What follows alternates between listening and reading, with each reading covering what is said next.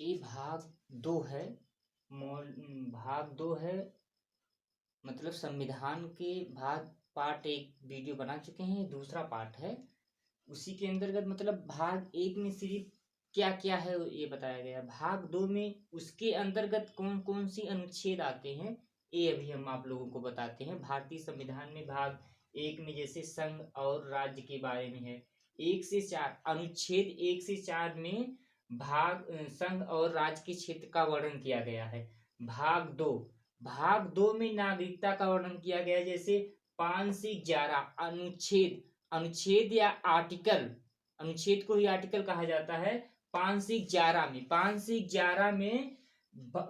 11 में नागरिकता का वर्णन किया गया है। जैसे भारत में नागरिकता कोई व्यक्ति जन्म से, वंश से, पंजीकृत मतलब कि आपको 5 साल 4 साल रह के यहाँ पंजीकृत करना पड़ेगा, उसके बाद आप भारत की नागरिकता प्राप्त कर सकते हैं। या प्राकृतिक रूप से आप भारत में आपका क्षेत्र आता है या उस क्षेत्र को भारत में शामिल कर लिया जाए तो आपको भारत की नागरिकता मिल जाएगी।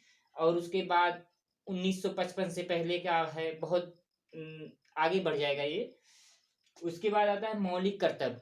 मौलिक कर्तव्य आता है 12 से 35 तक। 12 से 35 तक मौलिक कर्तव्य आता है। सॉरी भाई, मौलिक अधिकार आता है। मौलिक अधिकार आता है और मौलिक अधिकार के अंतर्गत आ जाता है। जैसे मौलिक अधिकार के अंतर्गत आता है समता का अधिकार, स्वतंत्रता का अधिकार, शोषण का अधिकार, धार्मिक स्वतंत्रता का अधिकार, सांस्कृतिक एवं शिक्षा का अधिकार, संवैधानिक उपचारों का अधिकार। संवैधानिक उपचारों का अधिकार ये मूल अधिकार के अंतर्गत आ जाता है। 6 आ जाता है। पहले 7 हुआ करता था, फिर एक हटा दिया गया, संपत्ति का अधिकार।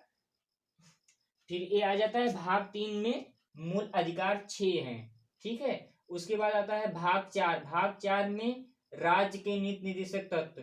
इसमें आ जाता है आर्टिकल जो है 36 से 51, अनुच्छेद 36 से 51 के अंतर्गत भाग 4 में राजनीतिक तत्व। भाग 4 में राजनीतिक तत्व अनुच्छेद 36 से 51 के अंतर्गत आता है। फिर उसके बाद आ जाता है मौलिक कर्तव्य। मौलिक कर्तव्य भाग 4 का है। भाग 4 के का में मौलिक कर्तव्य, भाग 4 के का में मौलिक कर्तव्य अनुच्छेद 51 का 51 का कहा जाए या ए कहा दिया जाए, दोनों बात एक ही होगा। फिर उसके बाद आ जाता है राष्ट्रपति। भाग 5 के अंतर्गत आ जाते हैं राष्ट्रपति, उपराष्ट्रपति। उसमें बहुत बहुत डाटा है जो कि 52 से 152 के अंतर्गत आ जाता है। 52 से 152 के अंतर्गत आ जाता है। फिर उसके बाद आ जाते हैं राज्य भी उसी के अंतर्गत आ जाता है, राष्ट्रपति के अंतर्गत। राज्य में जैसे राष्ट्रपति होते हैं, 100 राज्यपाल होते हैं राज्य के, तो 152 के अनुच्छेद के अंतर्गत।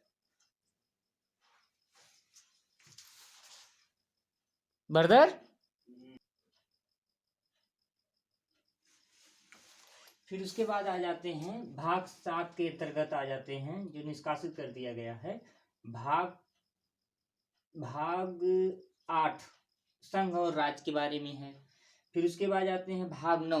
भाग 9 में पंचायती राज है जो कि 200, हाँ हाँ, नहीं सॉरी, पंचायती राज में 343 से 343 का ढा तक है। मतलब ABCD ए करके ऐसे करके आगे तक है, बहुत ऑप्शन है उसमें, करीब 5-6 करीब 17 तक है।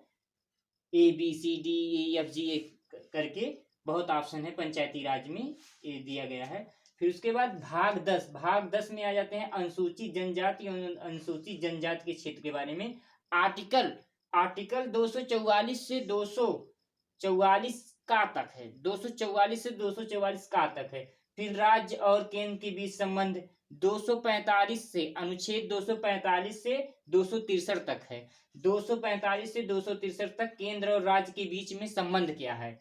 फिर उसके बाद वित्तीय संपत्ति 264 से 300 का तक है। 300 का जो है धन विधेयक के बारे, धन संपत्ति के बारे में बताया जाता है 300 का में। फिर उसके बाद आता है अनुच्छेद भाग 13 में भारत के भीतर व्यापार कैसे किया जाता है अनुच्छेद 301 से 307 तक है। अनुच्छेद 301 से 307 के बीच में भारत में व्यापार और वाणिज्य कैसे किया जाएगा उसके बारे में दिया गया है। फिर उसके बाद आ जाता है संघ। राज्य और संघ के अधीन सेवाएं, जैसे कोई व्यक्ति नौकरी करता है उसकी सेवाओं को दिया जाता है। 308 से 323 तक, अनुच्छेद 308 से 323 के अंतर्गत राज्य में सेवाएं जो दी जाती हैं उसके बारे में। फिर निर्वाचन आयोग 324 से 329 तक, अनुच्छेद 324 से 329 तक निर्वाचन आयोग का किया गया है, निर्वाचन के बारे में वर्णन किया गया है। भाग 15 के अंतर्गत निर्वाचन में अनुच्छेद 324 से 329 तक है। फिर उसके बाद आ जाता है भाग 16 में कुछ लोगों के लिए विशेष उपबंध है जो कि 330 से 342 के बारे में है। फिर उसके बाद आता है भाग 17 राजभाषा के बारे में है, 343 से 44 के बारे में है इसमें। फिर उसके बाद आ जाता है भाग 18 बहुत ही इंपॉर्टेंट है, बहुत बार पूछा गया है पेपरों में कि आपातकाल किस अनुच्छेद के अंतर्गत आता है। 352 से 360 तक आता है। जैसे आपातकाल लगता है तो 352 लागू होता है, फिर वित्तीय आपातकाल 360 के अंतर्गत होता है। फिर उसके बाद आ जाते हैं पंकीड़न का है 361 से 367 तक।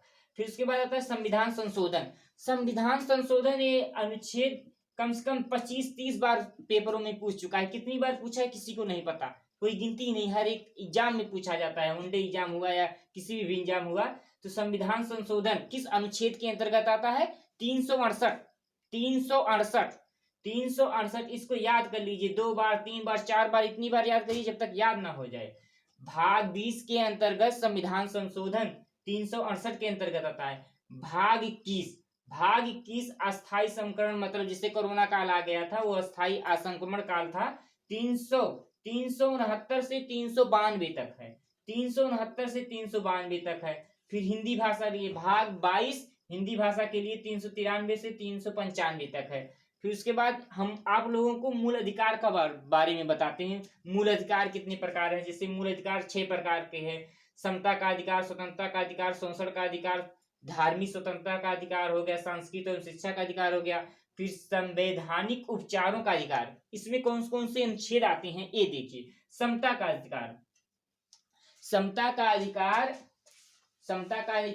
14 से 18 तक है, 14 से 18 तक है समता का अधिकार। 14 से 18 समता का अधिकार, जैसे धर्म, मूल, वंश के आधार पे कोई भेदभाव नहीं करेगा। अस्पृश्यता का मतलब कोई हमारे साथ भेदभाव नहीं करेगा कि आप छोटे हो बड़े हो, आप किस वंश से नाता जोड़ते हो, आप जातिवाद नहीं कर सकते, इसके बारे में बताया गया है। फिर विद्यालय और सेनाओं में, मतलब किसी भी विद्यालय में हर व्यक्ति को एक समान विद्या मिलेगी, उसमें कोई भेदभाव नहीं किया जाएगा। और सेना में भी सबको एक समान खाना पीना सब कुछ, मतलब ये नहीं देखा जाएगा कौन छोटा है कौन बड़ा है, कौन किस जाति से संबंध रखता है, इसके बारे में कुछ नहीं। संविधान सबको एक समान मानता है। पहले ऐसा नहीं था भारत में, पहले संविधान जब नहीं था तो बड़ी जातियां छोटी जातियों के साथ शोषण भी करता था, इसका बहुत उदाहरण है। और बाकी अभी उसके में नहीं जाना चाहते। उसके बाद आता है स्वतंत्रता का अधिकार। स्वतंत्रता का अधिकार का मतलब है कि कोई व्यक्ति अपने बारे में कुछ भी बोल सकता है, यदि उसका कुछ भी हो रहा है तो उसको बोलने का अधिकार है, मतलब वाक्य की स्वतंत्रता। उसके बाद होता है अपराधो, जब तक किसी के ऊपर अपराध सिद्ध नहीं हो जाता कोर्ट के से, तब तक उसको अपराधी नहीं कहा जाएगा।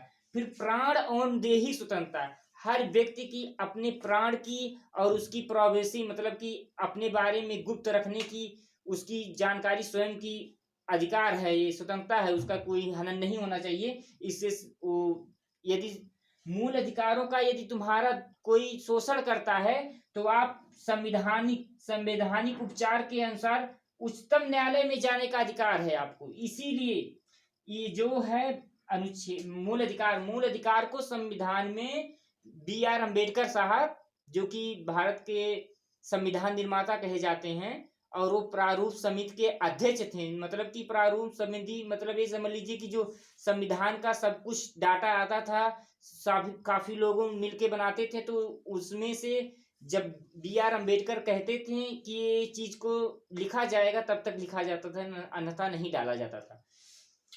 फिर उसके बाद आ जाता है प्रारंभिक स्वतंत्रता और प्रारंभिक शिक्षा का सबको अधिकार है लेना। और उसके बाद शोषण का अधिकार, मतलब कोई किसी का शोषण नहीं कर सकता, अनुच्छेद 23 से 24 के अंतर्गत आता है। अनुच्छेद 23 से 24 के अंतर्गत आता है शोषण के विरुद्ध अधिकार। फिर उसके बाद धार्मिक स्वतंत्रता, मूल अधिकार में 4 नंबर पे आता है धार्मिक स्वतंत्रता। धार्मिक स्वतंत्रता मतलब कि हम किसी भी धर्म का आचरण कर सकते हैं, अनुच्छेद 25 के अंतर्गत हम धार्मिक अपना कार्यक्रम कर सकते हैं, किसी का रोक छेक नहीं रहेगा, अनुच्छेद 26 के अंतर्गत आता है। और फिर धार्मिक अपने धर्म का आचरण और उसका पाठ्यक्रम, उसके बारे में ज्ञान ले सकते हैं, उसको ज्ञान को प्रसारित कर सकते हैं या शिक्षा ले सकते हैं। धार्मिक शिक्षा का अधिकार अनुच्छेद 28 के अंतर्गत आता है।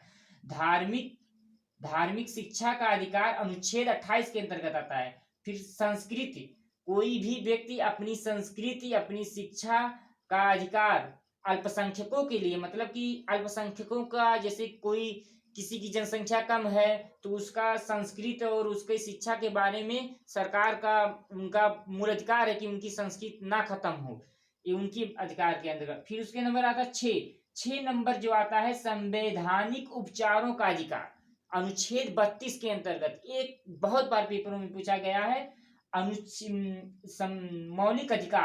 मौलिक अधिकार में संवैधानिक अधिकार, संवैधानिक उपचारों का अधिकार जो है ये 6 नंबर पे आता है। इसको बी आर अम्बेडकर ने संविधान की आत्मा कहा, मतलब कि ये सबसे इंपॉर्टेंट चीज उन्होंने बताया कि सबसे महत्व चीज है कि जब तक यदि किसी का मूल अधिकारों का हनन हो रहा है, जैसे समानता का अधिकार उसको नहीं मिल रहा है, स्वतंत्रता का अधिकार नहीं मिल रहा है, उसका शोषण हो रहा है, तो वो उच्चतम न्यायालय में जा सकता है। उच्चतम न्यायालय में जाके उसके अपने अधिकारों का जो उनका हनन हो रहा है या उनके साथ शोषण हो रहा है या नहीं हो पा रहा है, उसके लिए यदि सरकार उनके मतलब किसी व्यक्ति का समानता का अधिकार छीना जा रहा है तो वो उच्चतम न्यायालय जाके अपना अपील करेगा, उच्चतम न्यायालय उसकी सुनवाई करेगा, चाहे जो भी सरकार होगी उसको, मतलब कोई भी कानून यदि समानता का अधिकार तुम्हारा हनन हो रहा है, बन गया है, तो संविधान मतलब कि उच्चतम न्यायालय उसको निष्क्रिय कर सकता है, मतलब उसको खत्म कर देगा। इस हिसाब से आज हम आप लोगों को संविधान के बारे में बताए हैं, जो कि भाग है उसमें मूल अधिकार के बारे में बता दिए जो 6 है। पहले 7 हुआ करता था, संपत्ति के अधिकार को हटा दिया गया है, वर्तमान में 6 हैं, वर्तमान में मूल अधिकार 6 हैं। धन्यवाद। यदि वीडियो अच्छा लगे तो हमारा चैनल सब्सक्राइब करना। धन्यवाद।